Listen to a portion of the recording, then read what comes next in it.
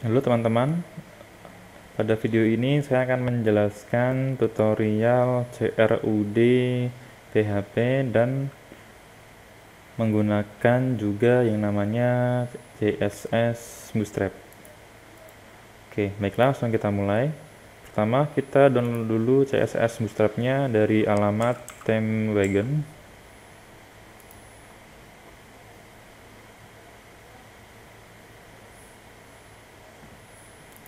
Nah, untuk template-nya saya pakai template Dasmin.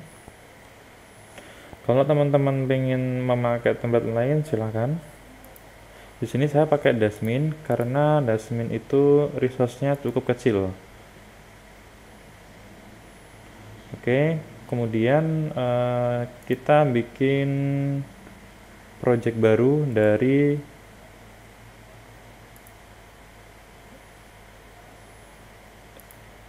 htdoc. Oke,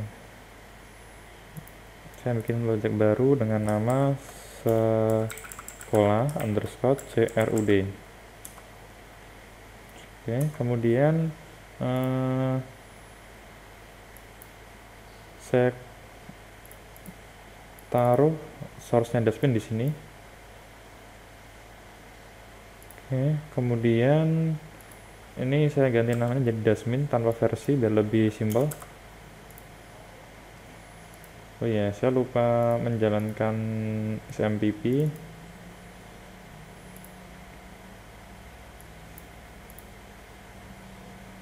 Oke, sudah. Kita coba buka dulu. Localhost, kemudian sekolah RA.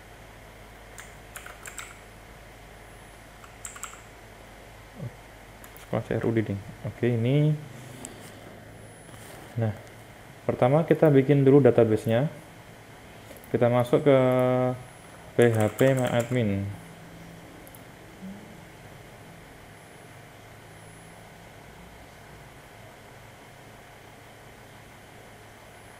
Saya bikin database namanya database sekolah.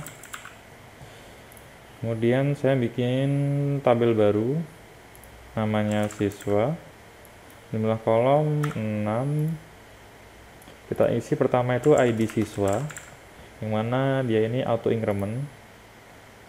Kemudian jadi primary key.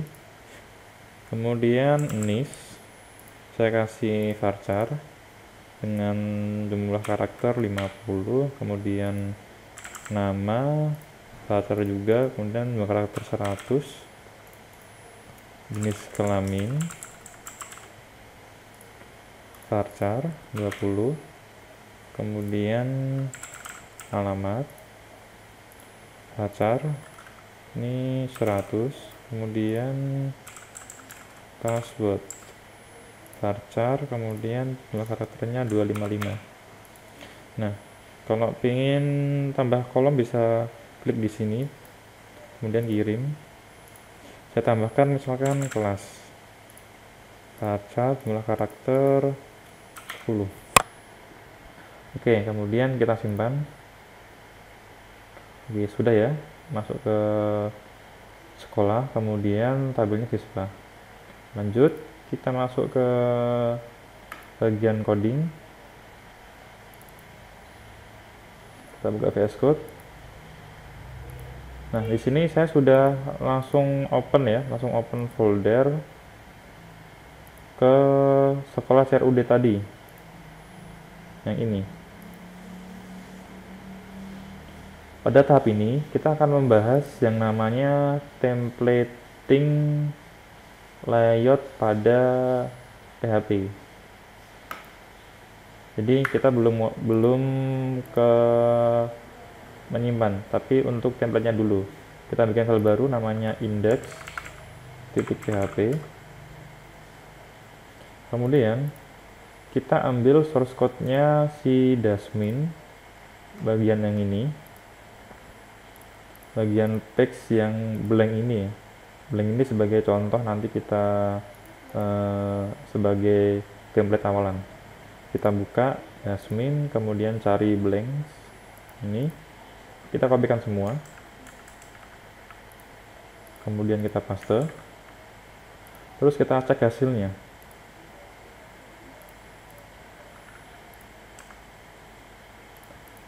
Nah, akan tampil seperti ini.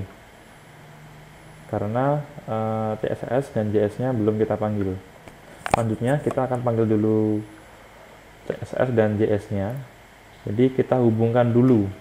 Kita hubungkan dulu ke direktori Dasmin-nya ini dengan cara seperti ini. Jadi foldernya ini kita arahkan ke folder Dasmin. Kita tambahkan namanya Dasmin slash. Kemudian di sini juga sama. Yang perlu kita tambahkan itu hanya bagian CSS dan JS. Dan juga kalau ada gambar, perlu juga kita tambahkan seperti ini ya, biar gambarnya tampil. Kemudian kita cek lagi. Oke, tampil ya. Langkah selanjutnya, kita sesuaikan dulu menu-menunya. Menunya di samping sini sama yang atas sini, kemudian yang bawahnya. Oke. Kita buka ini, kita namakan yang namanya halaman dashboard. Terus ini ada spinner, ini bisa kita hapus. Jadi spinner ini sebagai loading ya. Kalau misalkan nggak ada koneksi, nanti ini loading terus. Kita hapus saja, kita nggak butuh ini. Kemudian ini nama dashboard ini bisa kita ganti. Saya ganti misalkan pipa pip. Kemudian ini biarkan seperti ini. Terus ini menunya dashboard. Dashboard ini kita mengarah ke index.php. Kemudian yang ini, elemen ini kita hapus. Yang bagian sini, ini kita nggak perlu, kita hapus saja. Terus yang ini kita ganti jadi menu data siswa. Jadi nanti ini fungsinya sebagai menampilkan data yang kita masukkan. Kemudian ada menu input.php yang mana nanti buat memasukkan data kita kasih input data. Ini yang ini kita hapus, ini karena nggak perlu. Kita cek dulu apa sesuai dengan kita harapkan. Oke, udah 3 ini ya, dashboard, data visual, kemudian input data. Selanjutnya yang search, message, notification, kemudian yang setting ini kita hapus. Sama display ini juga kita hapus saja, sama footer. Oke, yang bagian form, ini form ini bagian pencarian kita hapus. Kemudian bagian pesan yang bagian sini ini kita hapus. Kemudian bagian notifikasi ini kita hapus. Kemudian di sini ada setting kita hapus. Kita coba cek. Oke, tampil ya seperti ini. Kemudian ini di sebelah ini kita ganti seperti ini. Jadi kotakan ini kita hapus saja, cukup biar nanti nggak memenuhi tempat. Kita ganti misalkan ini selamat datang di halaman dashboard, terus ini bagian footer website ini kita namakan sesuai dengan nama web kita, pipa pip, design by Apip. Kita cek. Oke, terus seperti ini. Jadi nanti konten yang nanti dimasukkan seperti tabel data siswa input masuknya di sini.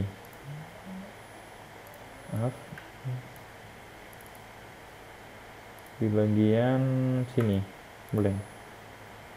Oke, lanjut kita akan pecahkan dulu per bagian-bagian dari CSS, kemudian sidebar, kemudian navbar, kemudian bagian footer dan JS.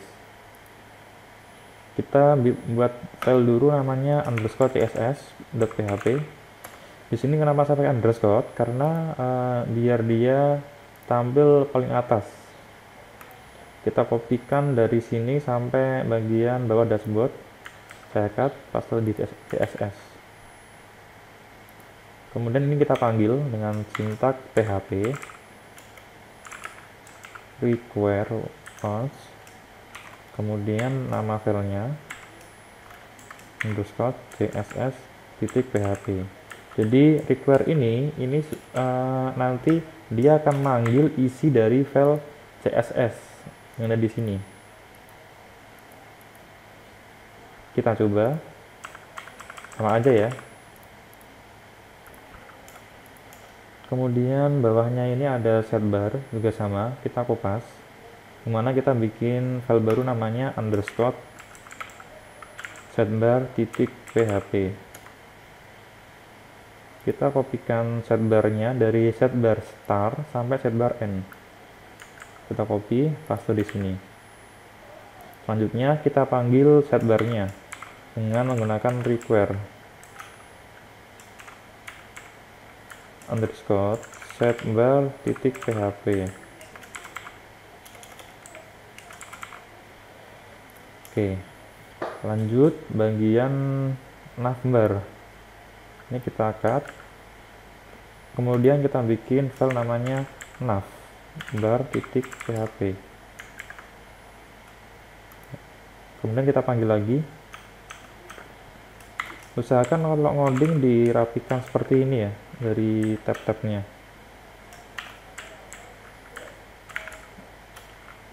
Navbar titik php. Oke, sudah. Ini bisa kita hapus biar sedikit codingannya ya. Oke, jangan, biar ini berfungsi sebagai penanda.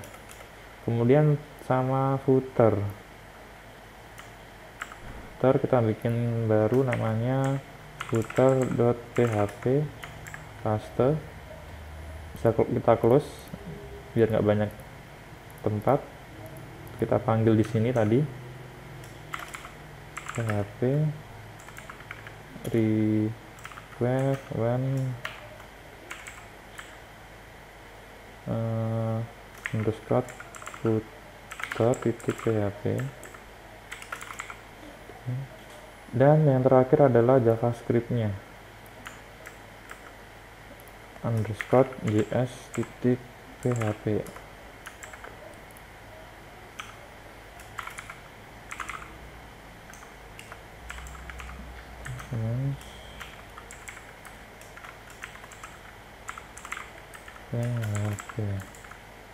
Oke.